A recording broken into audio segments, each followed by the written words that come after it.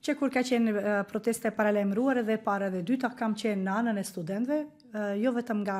aspekti që e di që është një drejtë e tyre elementare që nuk diskutohet, por edhe për shkak se më pëlqen kur shoh përpara vetes një brez që po kultivojmë, një brez që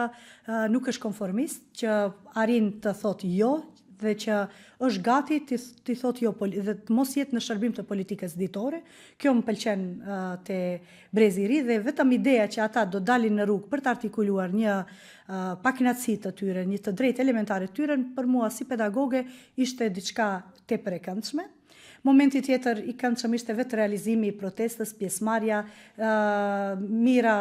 të rinj që kishin dalë aty,